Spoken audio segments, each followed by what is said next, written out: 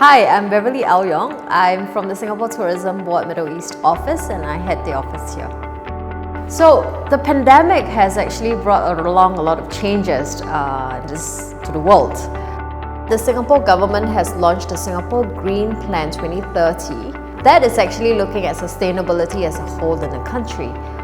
One of the key things that we're looking at in this particular plan is the 30 by 30, where we look at having 30% of our food production by 2030.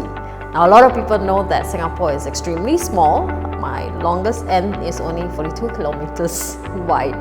So we only have 1% of our land available for such things.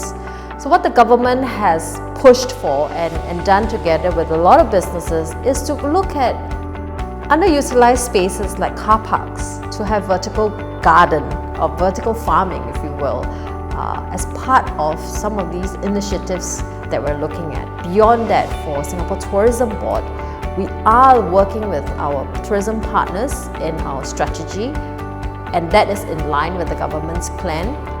Singapore Tourism Board is also working on our sustainability roadmap, and this involves us working with our partners to come together on this sustainability movement. We have Skilled by Ahua Kelong. He's actually our first fish farmer-owned restaurant, and he uses all these local produce and of course his seafood that he farms himself and creates his menu in his restaurant now. So Expo 2020 gave us a global platform for us to showcase what our nation is in terms of innovation and urban design and technology. So visitors to our pavilion would have been able to see that amalgamation of tech, design, sustainability story even in the pavilion. And through that, we actually aim to maintain the mindshare of Singapore as a destination when our borders reopen. I think sustainability, and to go on to this whole movement, it needs a real shift in your mindset. You need to rethink the processes that you've incorporated in the past. You need to now relook at some of the ways you used to do things. And that alone is something that people really have to go through, get there.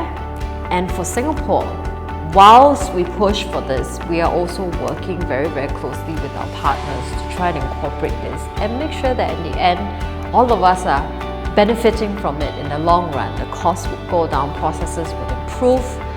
I think that's at the end of the day what we really want that to achieve.